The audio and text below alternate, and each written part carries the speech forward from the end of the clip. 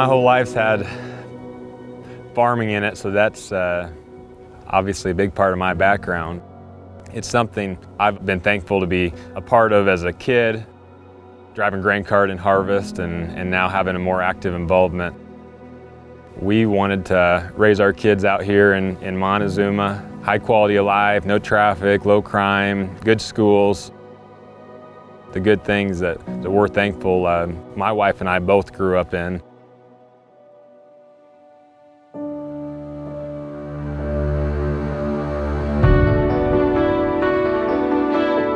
My name is Garrett Love.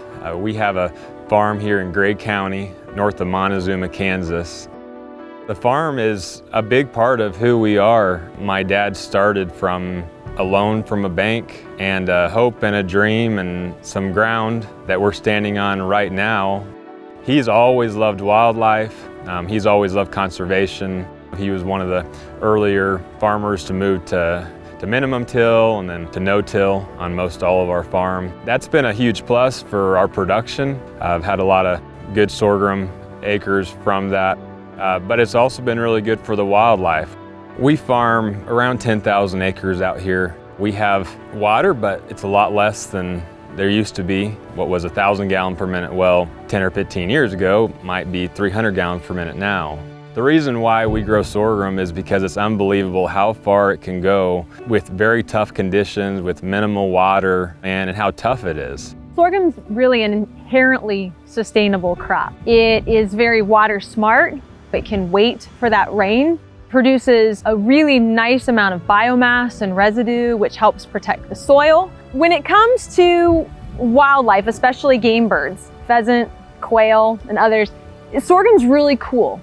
It has this way of supporting the populations that's really unique. Linking this working ground, right, this sorghum field with a conservation area or a habitat, when they come together, they really make a pretty fantastic foundation for those populations to do extremely well. There's this concept or this thought sometimes that agriculture, working landscapes and wildlife conservation are mutually exclusive, when in reality they're very much mutually inclusive. As an upland wildlife conservation organization, our real role and responsibility is to work with producers to find win-win scenarios where we can really put habitat conservation on the ground and help strengthen a bottom line at the same time.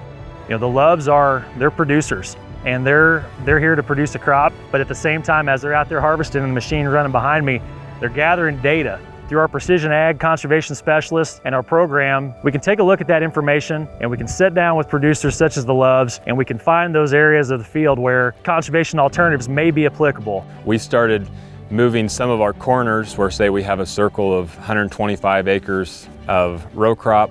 We started switching those corners to grass or leaving fallow. It's been tremendous for the pheasants, having the ability to have cover, have food, have water, because that's everything they need. What we're standing in right now is a corner of a pivot circle. The Loves decided to go ahead and apply a conservation practice here. And so what they have here is a native warm season grass seeding. This area is providing exceptional wildlife habitat. And when you marry a practice such as a native grass seeding directly adjacent to standing sorghum, you're just setting the table and creating a great recipe for a lot of birds and a lot of opportunity. They need winter cover, brooding cover, nesting cover, and forage sources. Agricultural crops like sorghum back here really serve multiple functions and they have multiple uses for species like pheasants and quail. The seed itself is highly nutritious, provides a lot of energy and support. The stubble and the residue not only helps conserve the soil, helps increase water infiltration, but it provides amazing winter cover for birds. And so it's a great crop to include in rotations for that purpose. Someone may say, well, that's only 7 acres. But the reality of it is as you stack 7 acres on top of 7 acres on top of 7 acres in a complex approach, you start really making a significant impact on the landscape for wildlife and wildlife conservation efforts. When you're trying to look for ways to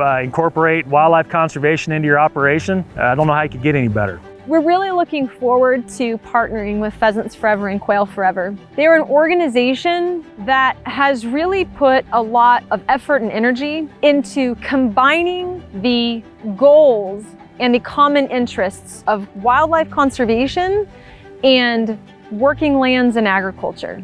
One thing I really enjoy about working with landowners in the state of Kansas is they have a real passion and pride for the land that they farm. and wildlife conservation and resource conservation at large runs deep. A lot of what we do for long-term sustainability and the different practices is for future generations. My 5-year-old already says she's a farmer. She's a farm girl. You want to set it up to where that is something that's a possibility in the future.